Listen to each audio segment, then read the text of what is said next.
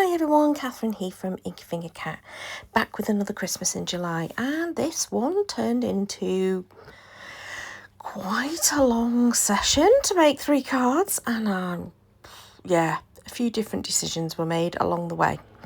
So my theme for today's card, turns out 3 cards, was a night sky, and I had the idea of using these gorgeous little forest animals. I can't remember the name of the stamp set, but I bought them because it's got that moose in it and I love moose.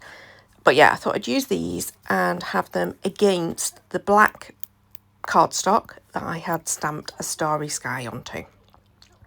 So I took the stars stamps that are in the set, heat embossed those with the white, which plenty of embossing buddy in order to stop the bits from sticking where they shouldn't do, which was a bit pointless because the next thing I do is then go and splatter it with water and add more embossing powder on. So it was always going to be splattered, so I don't quite know why. I love this effect though of the splattered sky rather than just the star images. And because I hadn't stamped some of the star images brilliantly, they weren't very clearly stars in some cases anyway, so it just meant that they became more uniform. And then a quick wipe up afterwards to get rid of all of the embossing buddy powder. It still sort of becomes a bit grey, but it's not too bad.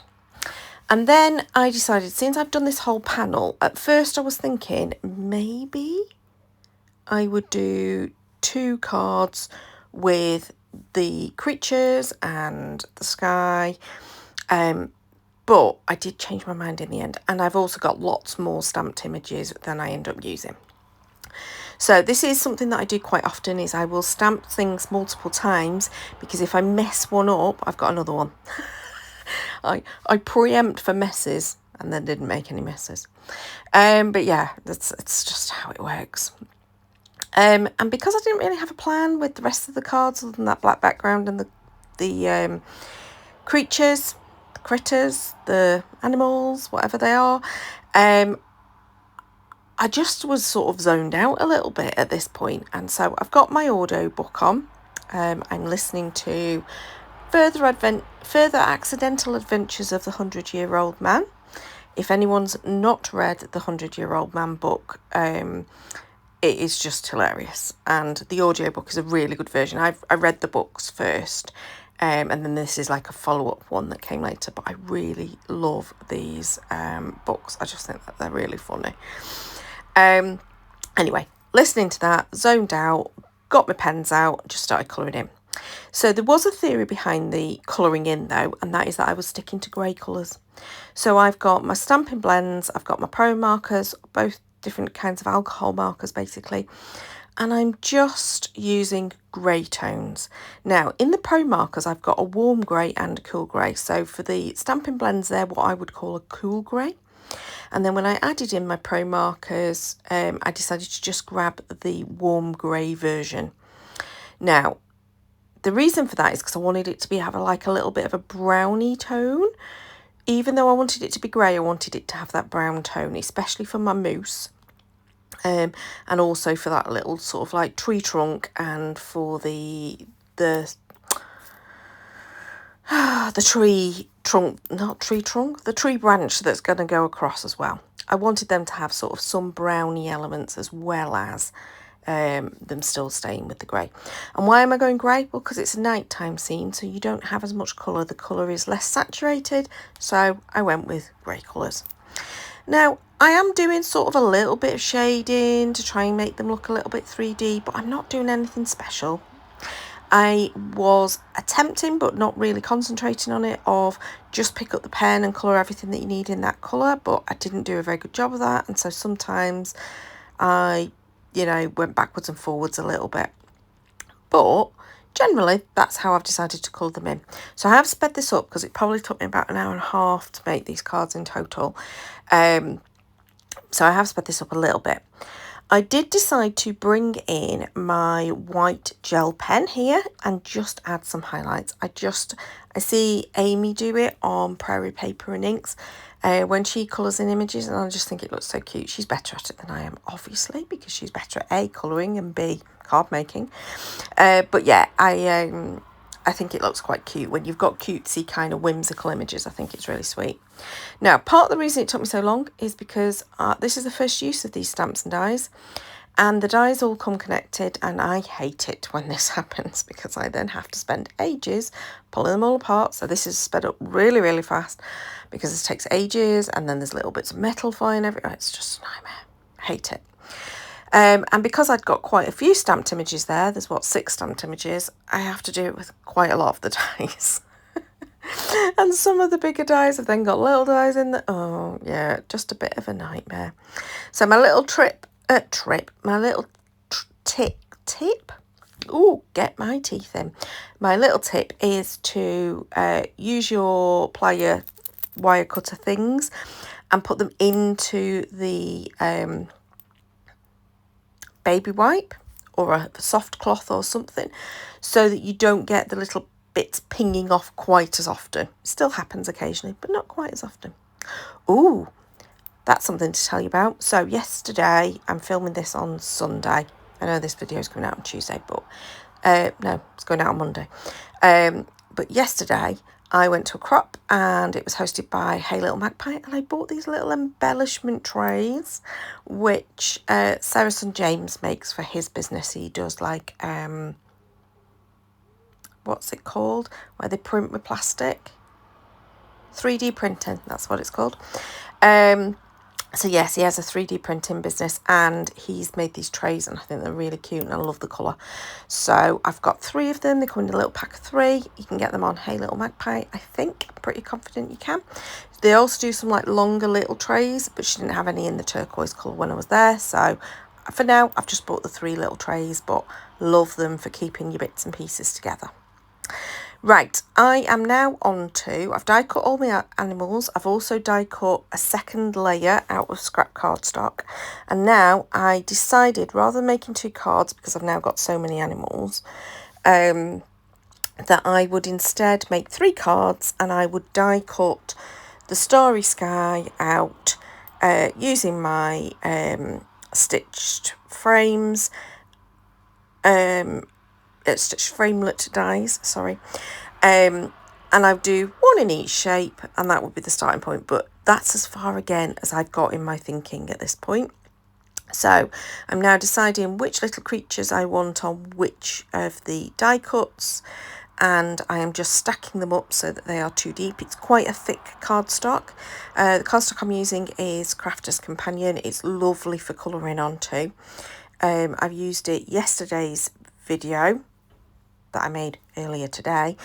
I used it for watercolouring on, and it copes quite well with mediums, wet mediums, but it really does look lovely when you colour on it.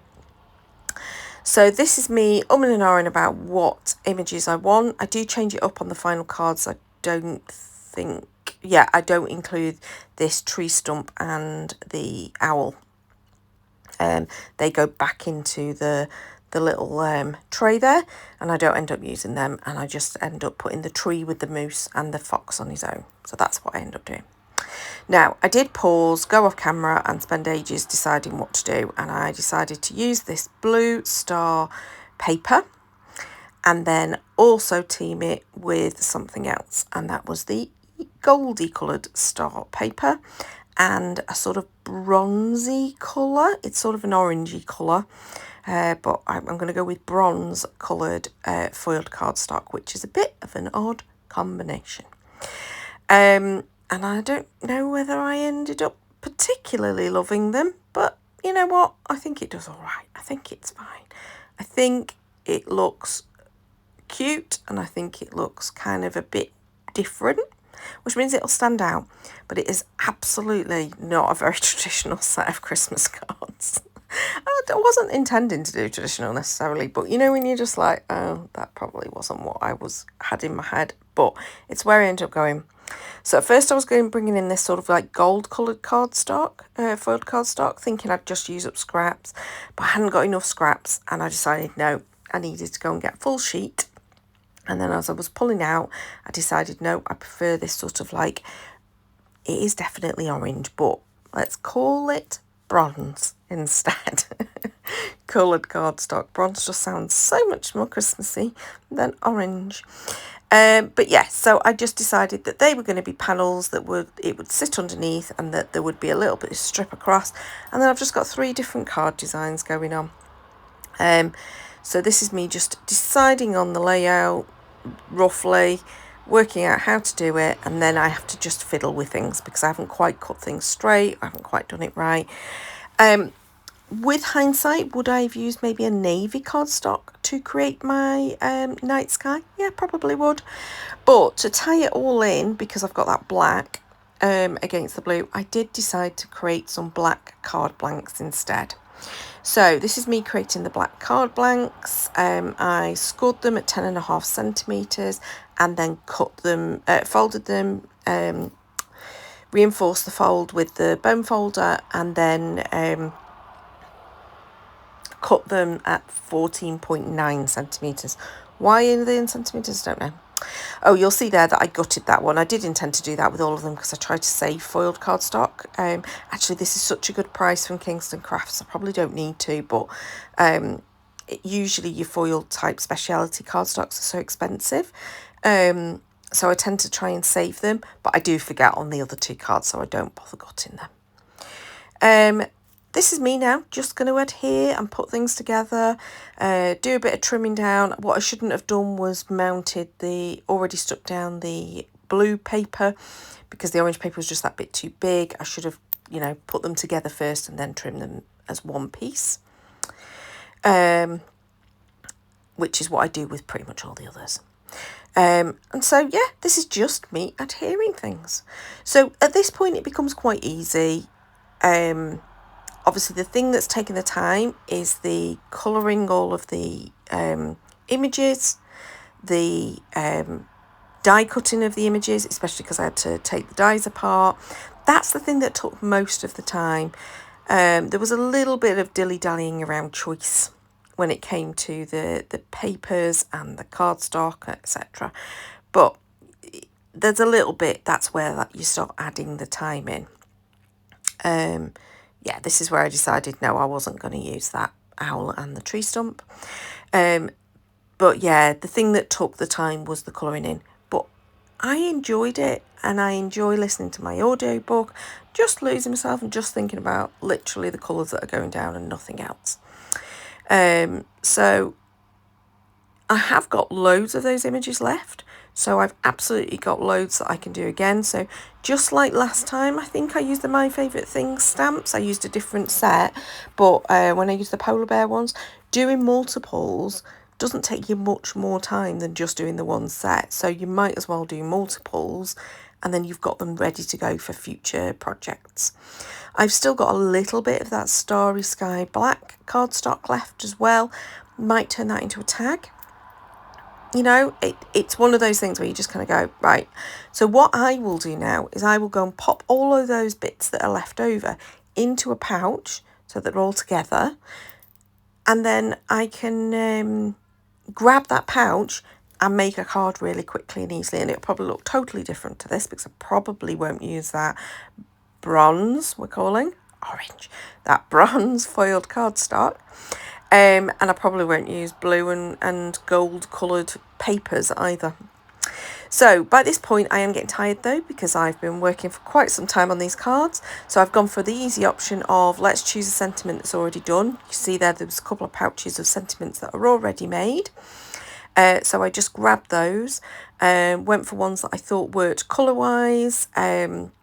So one's black with gold foiling, one's red with gold foiling, and the other one is white with gold foiling. So they're all gold foiling. I could have just said that at the beginning. Now, because these are black card blanks, I do need an insert of some description because I need to be able to write on them. So I just cut down some pieces of white paper. It wasn't even cardstock. It was white paper. And then I'm choosing the scraps of the cardstock, the pattern paper that we've got left. Why am I wanting to say cardstock? And I'm just going to create some banners to go on the inside. Sometimes I just use the pattern paper and just do a strip of it. But in this case, I decided I'd put the two colours together and I would put a little banner finish to them. I do finish them all slightly differently. So that one's directly on top of each other. The other ones I think I offset to the side. And then you can see here I've run out of my yellow. That was the last piece of the yellow that was on my desk. So I do have to go and get another piece off the side to go with the navy. There's a little bit left here which has got stars on, so I use that. Again, cut myself a little banner and create my little insert. And that's it, pretty much done. Oh no, I did decide I wanted some gems. I wanted to bring in the gold a bit more because I'd used the gold on the foiling of the sentiment and I needed that different colour. So I added in these Spellbinders gems. I've not got many left. In fact, I think now I've only got the very large ones left. I used a mixture of sizes on these cards just to bring the gold in a little bit differently. Two of them I did my normal scatter type, put 3 on the other one because I like the sort of like the linear strips. I just put it topped and tailed. So quite a few photos of the cards, the finished items to share with you here. Do you like them? Is it weird? I think it's weird, but I don't dislike them. And you know what? Those images are super, super cute. So I think you have to like them because they're so cute, those images, even if my colour scheme is a little bit odd. But, you know, it's definitely a winter night sky. So I think I have fulfilled my brief that I gave myself, which was night sky. I hope you have enjoyed watching me put these cards together. Obviously this is a longer video than normal, so thank you for sticking with me. If you have stuck with me, please do put me a little heart emoji if you stuck with me. That's how I'll know. If you've put a heart emoji, I'll know you stuck with me. But yeah, please like and comment below. I'd love your feedback on whether you think these are odd, good, bad, whatever. And please subscribe to see more. I need to get busy. I need to film more videos. So thanks for watching, especially if you stuck to the end. And until next time, bye-bye.